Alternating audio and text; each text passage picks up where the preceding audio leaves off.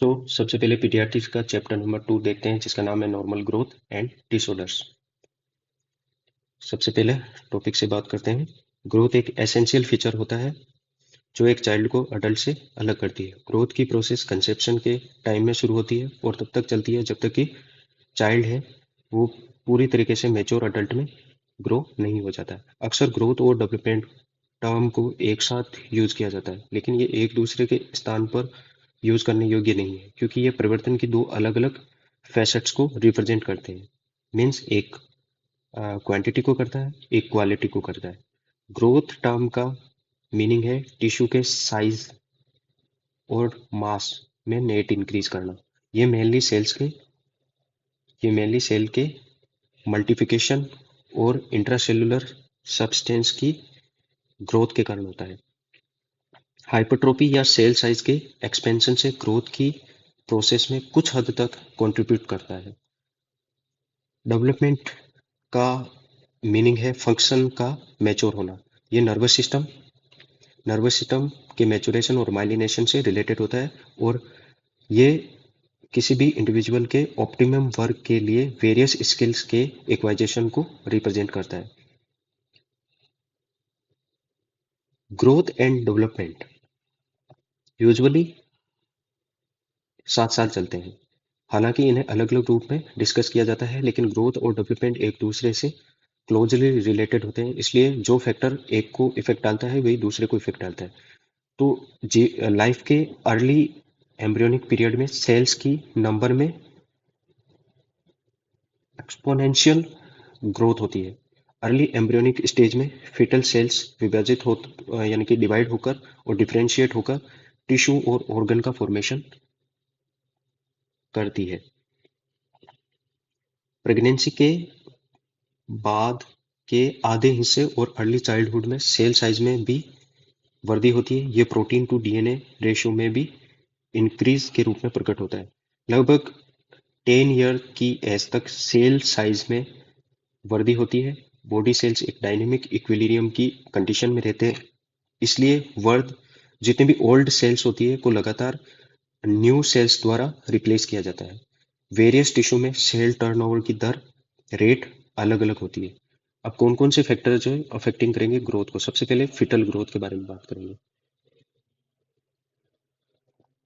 Foetal growth mainly fetal placental और maternal factor से प्रभावित होती है, इन्फ्लुएंस्ड होती है।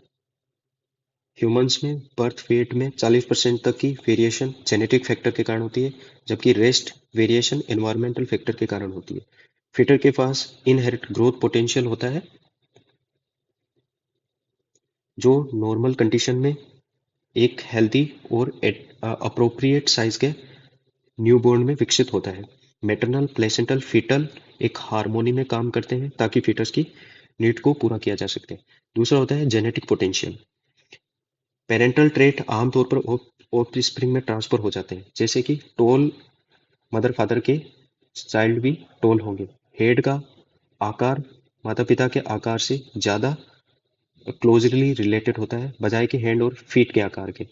इसी तरह से चेस्ट की जो स्ट्रक्चर होती है और फैटी टिश्यू होते हैं वो अदर सोमेटिक कैरेक्टरिस्टिक्स की कंपैरिजन में ज़्यादा अच्छे से जेनेटिकली जुड़े हुए रहते हैं।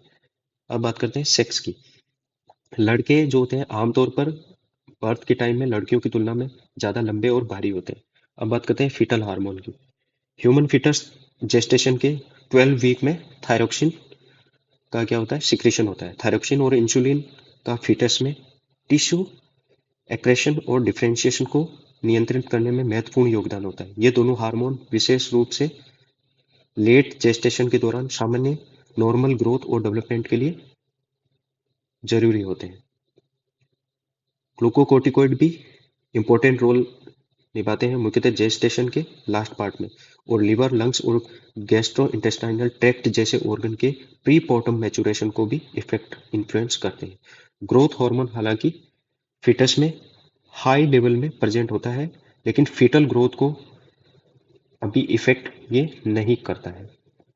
इसके बाद में आते हैं fetal growth factors. Fetal tissue में बड़ी संख्या में ग्रोथ फैक्टर्स लोकली सिक्रेट होते हैं और मेनली ऑटोक्राइन और पैराक्राइन मैकेनिज्म द्वारा क्या करते हैं, वर्क करते हैं। इनका मेन इफेक्ट सेल डिवीजन पर होता है, हालांकि ये टिश्यू ग्रोथ के अदर पहलुओं को भी क्या कर सकते हैं, इफेक्ट कर सकते हैं। ये फैक्टर दो प्रकार के हो सकते हैं, ग्रोथ प्रमोटिंग फैक्टर हो सकते हैं और इनहिबिटरी फैक्टर हो सकते हैं। Insulin like growth factor 1, insulin like growth factor 2 सबसे ज्यादा स्टडी किए हुए, एक्सटेंसिवली स्टडी किए हुए फैक्टर है। और अन्य ग्रोथ प्रमोटिंग फैक्टर में क्या क्या शामिल है, सबसे पहला होता है epidermal growth factor, transforming growth factor, platelet derived growth factor, fibroblast growth factor, nerve growth factor. और इनहिबिटरी फैक्टर में शामिल है TGF beta, Mullerian inhibitory substance, फिर इनहिबिन और एक्टिविन फैमिली ऑफ प्रोटीन्स। अब बात करते हैं प्लेसेंटल फैक्टर में। जैसा कि अधिकांश स्पीशीज में होता है, फीटल वेट का प्लेसेंटल वेट के साथ टर्म पर डायरेक्टली रिलेशन होता है। फीटल ग्रोथ काफी हद तक प्लेसेंटा की स्ट्रक्चर और फंक्शनल इंटीग्रिटी पर डिपेंड करता है। जैसे जैसे जेस्टेशन आगे बढ़ती है, प्लेसेंटा का वेट भी बढ़ता है ताकि बेबी की बढ़ती हुई जो है नीड को पूरा किया जा सके। प्लेसेंटा में महत्वपूर्ण इंपॉर्टेंट फंक्शन और स्ट्रक्चरल चेंजेस होते हैं जो इस अडेप्टेशन को अधिक प्रभावी बनाते हैं। टोटल विलस सरफेस एरिया बढ़ जाता है, फिर तुम्हारा डिफ्यूजन डिस्टेंस कम हो जाता है, फिटल कैपिलरीज फैलते हैं और फिटोप्लेसेंटल वेस्कुलेचर में रेजिस्टेंस भी क्या होता है, कम होता है। ये पॉजिटिव रिमॉडलिंग प्लेसेंटा के पार न्यूट्रिशन ट्रांसपोर्ट को आसान बनाते हैं। इसके बाद में आते हैं मैटरनल फैक्टर। मदर की खुद की फिटल और चाइल्डहुड ग्रोथ और कंसेप्शन और प्रेगनेंसी के टाइम उसका न्यूट्रिशनल इंटेक और बॉडी कंपोजिशन फीटल साइज को निर्धारित करने में महत्वपूर्ण भूमिका निभाते हैं। टीनेज या फिर एडवांस एज या फिर हाई पेरिटी या फिर एनीमिया का फिटल साइज और हेल्थ पर नेगेटिव इफेक्ट पड़ता है। मदर द्वारा अगर तंबाकू, ड्रग्स और एल्कोहल अब्यूज करने से भी फिटल ग्रोथ धीमी हो जाती है। कुछ ऑब्स्ट्रेटिक कॉम्प्लिकेशन जैसे कि pregnancy induce hypertension, pre eclampsia, multiple pregnancies foetal growth को रिस्ट्रिक्ट करती है। पहले से मौजूद कोई क्रोनिक सिस्टेमिक डिजीज जैसे कि chronic renal failure, congestive heart failure और एक्वायर्ड इन्फेक्शन जैसे कि rubella, syphilis, hepatitis B, HIV, CMV, toxoplasmosis भी फीटल ग्रोथ को इफेक्ट डाल सकते हैं।